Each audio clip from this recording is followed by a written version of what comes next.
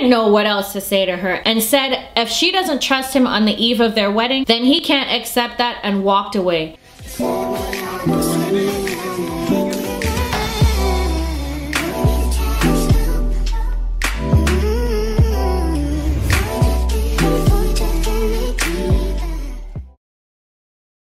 Hey my beautiful peeps, if you're new here, my name is Char and welcome to Char TV. For my existing subscribers, I appreciate you coming on back. In today's video, I'm going to be doing a recap on my usual couples for 90 Day Fiancé for episode 16. It's called Here Comes the Pride. So if recaps are something that you'd like to see, subscribe to my channel and don't forget to hit the notification bell, please, because you could be missing out on my videos. Like, something funky's going on because the views ain't viewing.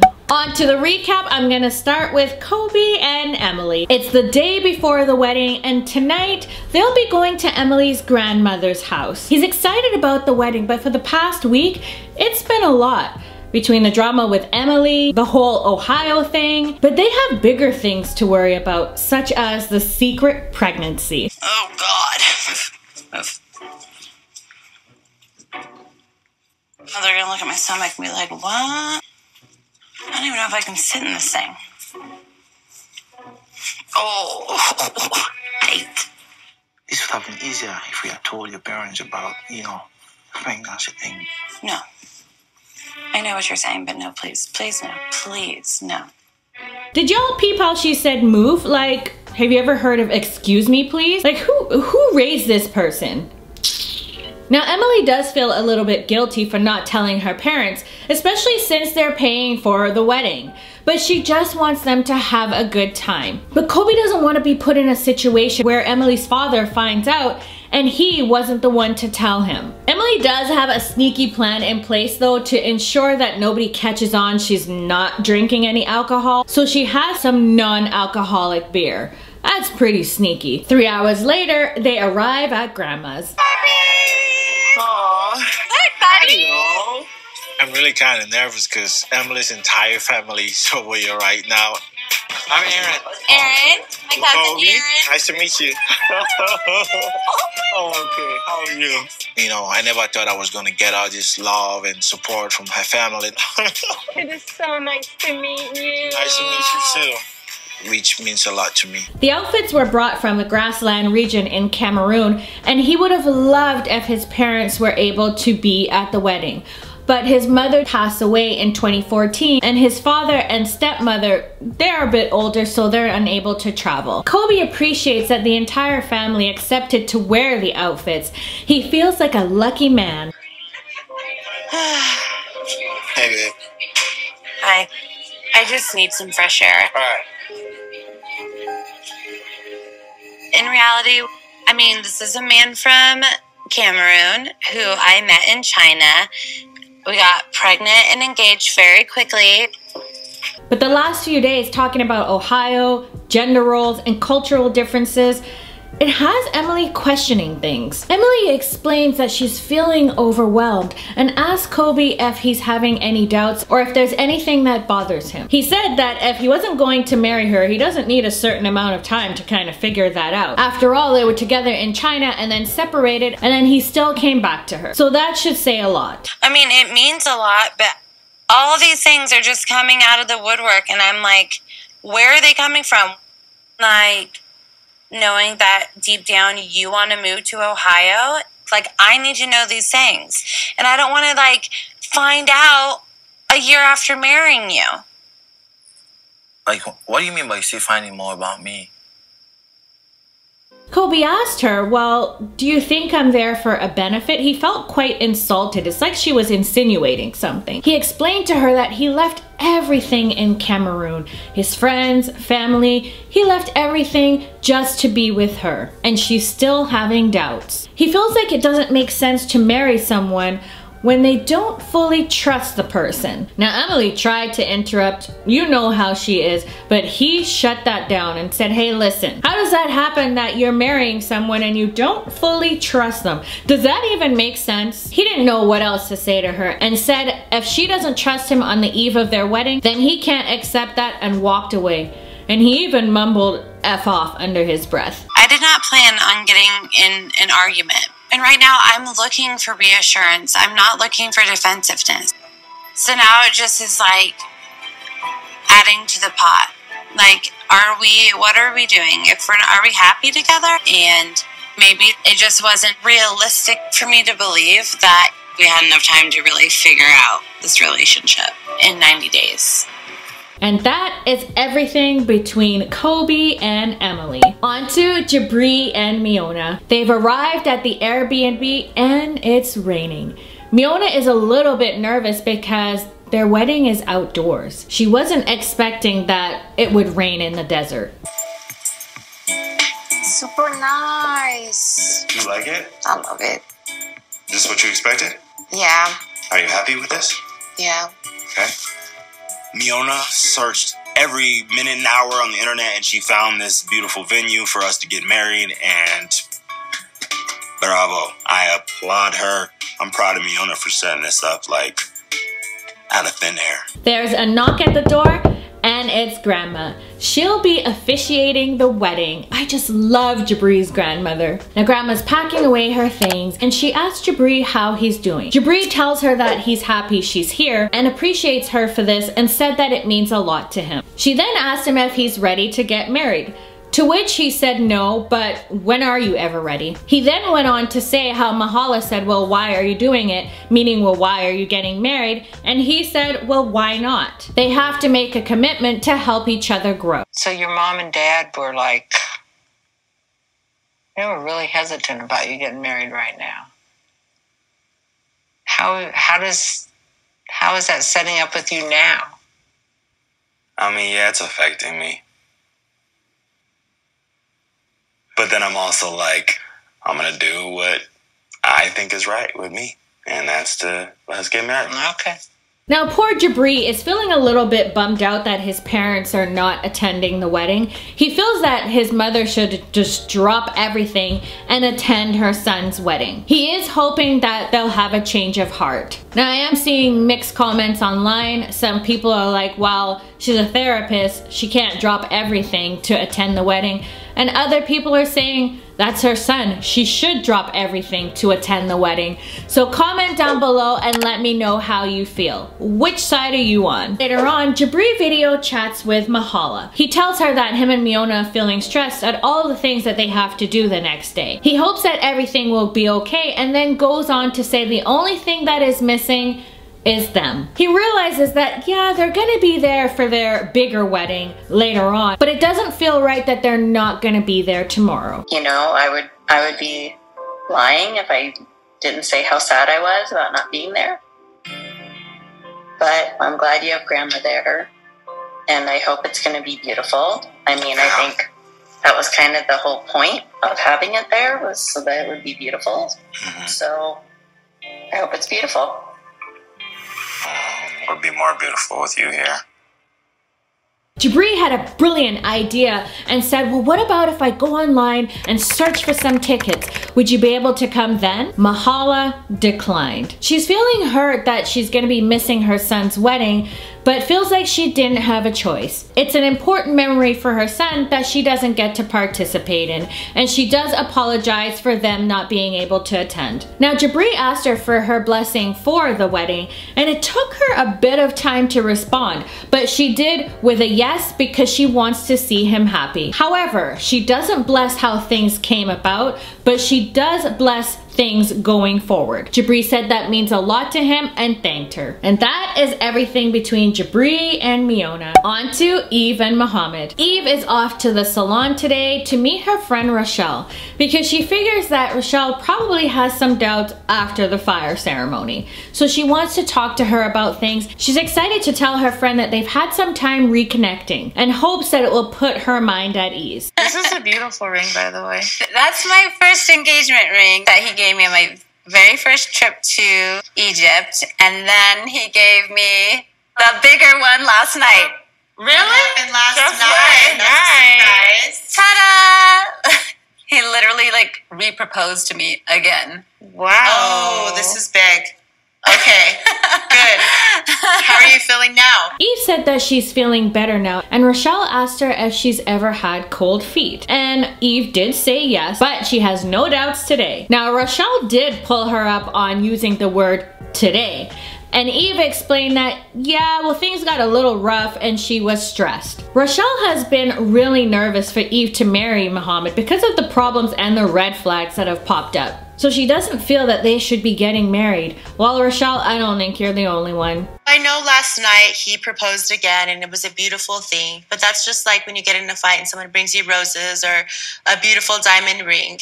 Yeah. It's not just that. I mean, we had a conversation. You know, it's just, we're back at the place that we've like pretty much been, like him being lovey and romantic and all that. And okay, I just want you to hear all that you're saying right now. And Eve said she is. Yeah, right. She then went on to say that it was so hard not seeing each other and not knowing when they would see each other due to the pandemic. Now that part right there, I felt her on that because I didn't get to see my husband for 19 months because of the pandemic, and it was brutal. Brutal.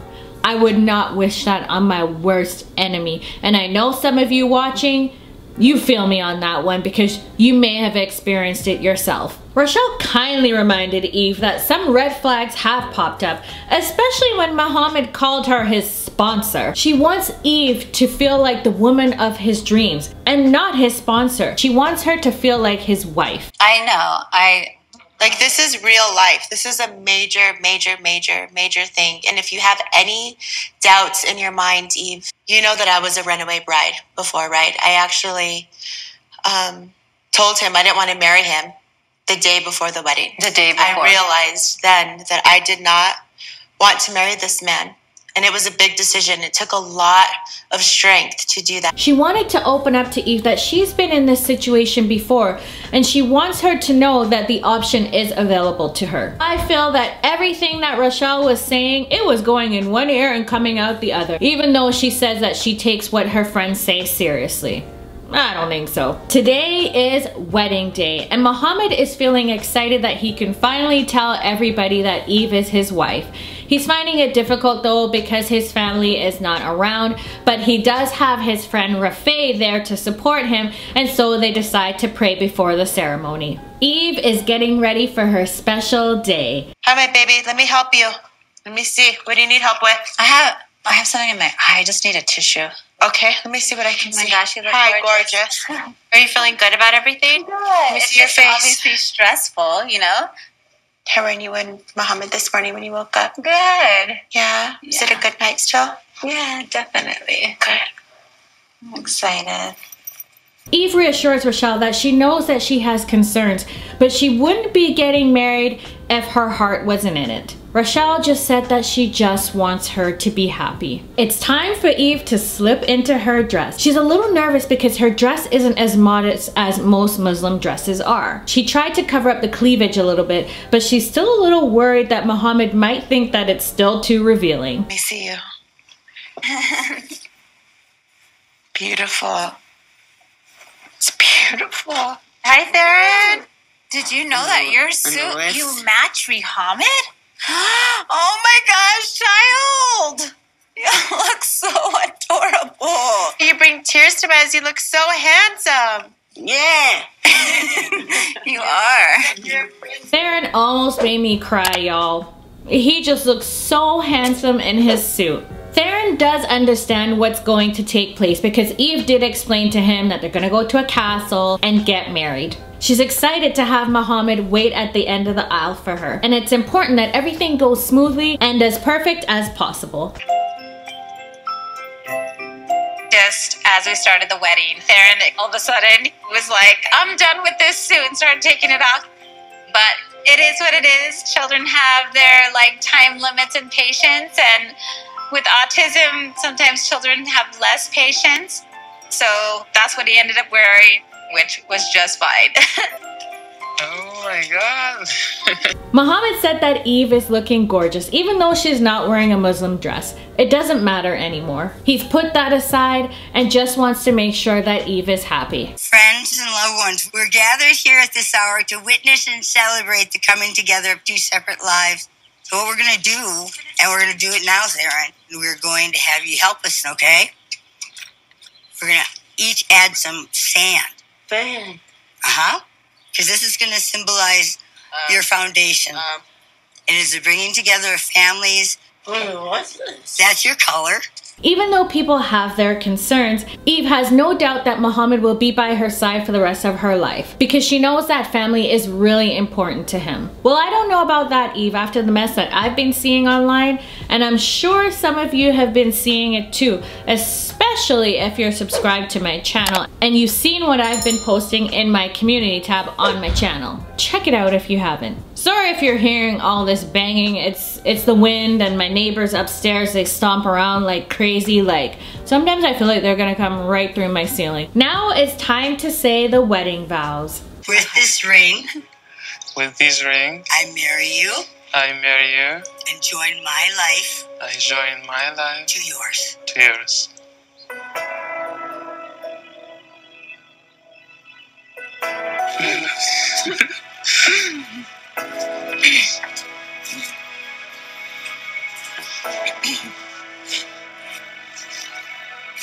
When Eve saw Mohamed get emotional, that solidified things for her that he's ready for a commitment and loves her. And with that, they are now husband and wife and it's time to celebrate. That is everything between Eve and Mohamed. On to Ari and Biniyam. Biniyam is excited today because today is wedding day. Fred, Ari's father, is helping him get ready and Ari is at her sister's house. Now they're doing a Jewish wedding ceremony at a Jewish temple. Now he's not too fond of the idea, but because Ari had promised that Avi would be baptized Christian, he agreed. See, now that's compromise. Something that Emily should learn. He then asked Fred for permission to marry Ari. Of course, Fred said yes and said that he better do right by her. Ari is getting ready for her special day. She's not feeling nervous at all. She's actually quite chill. She said to her mother that it would have been nice to have a bit more time to sort things out and plan the wedding, as 90 days is not enough. Janice asked her if Binny's sisters will be attending the wedding by watching it on Zoom. At first, she didn't even want the sisters to attend the wedding virtually because of all of the problems that they've had throughout the years, especially the wine incident. But she had a change of heart because she loves Binny and knew that it would make him happy. Binny decided to do a quick video chat with his family and they asked him how he was doing and said that they'd watched the wedding on Zoom and wished him congrats. This all made him feel better, and it was so cute that they had on the wall congratulations with the flowers. They're both busy getting dressed and Ari is looking lovely. All set, Ara? Wow, you look like a princess. That bad, huh? Fantastic. No, like I'm trying not to get too emotional. Like, Oh, Mom, that's so sweet. no, but just remember that your husband has to treat you like a princess for the rest of your life. Just tell him that. Expect princess treatment. You give him that advice. Demand it. She looked beautiful and I loved her sparkly shoes. Some of you know I love anything that sparkles. Now I see she was going for comfort and honestly, I don't blame her because me, the way my flat feet are set up, I can't handle heels for long. Oh no. For most of the 90 days, Ari has been focusing on all of the negative aspects of their relationship. But in reality, she does want Binny to be there and for their family to be together. Focusing on that, she does see a lot of positive. Ari said that it's going to be a hard road ahead of them and things aren't perfect. They're two different people, but deciding to get married is a leap of faith. The time has come for Ari to make her grand entrance.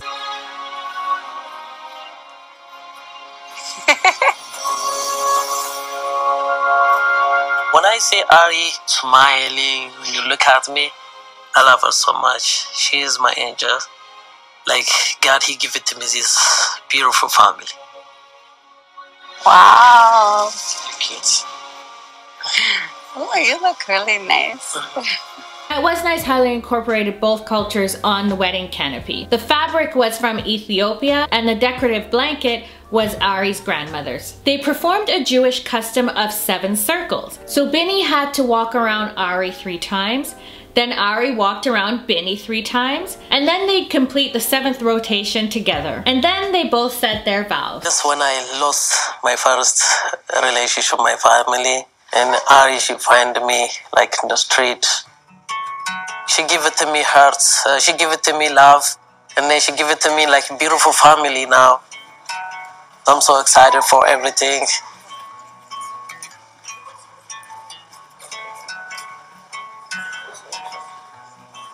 Ari's vows were touching as well. I actually felt the love between them. The ceremony comes to a close and they're presented as a married couple. And that is everything between Ari and Biniyam. And that, my beautiful peeps, concludes my recap. I hope that you enjoyed it. On to my final thoughts. For Colby and Emily, well, honestly, I don't have too much to say.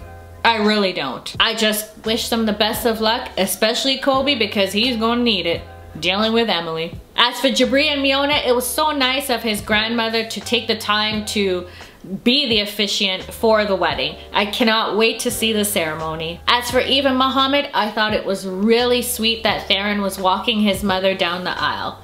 I just love how they incorporated him in the wedding. And also the part with him participating with the sand, that just made it even more special. Very touching. As for Ari and Biniyam, honestly, this is the first time that I've ever felt the love between them. Just being real. They both looked absolutely lovely in their wedding attire. That's everything that I have to say. Let me know your thoughts on the episode. Drop your comments down below. I definitely like to see it. Give me a thumbs up if you enjoyed my recap. I hope you did. If you haven't subscribed, I don't know what you're waiting for. Hit that red button. And like I said in the beginning, don't forget to turn your notifications on, because I don't know, YouTube is doing some funky stuff. My views, they're not doing so well. Thanks for watching, my beautiful peeps, and I'll catch you in my next video. Bye!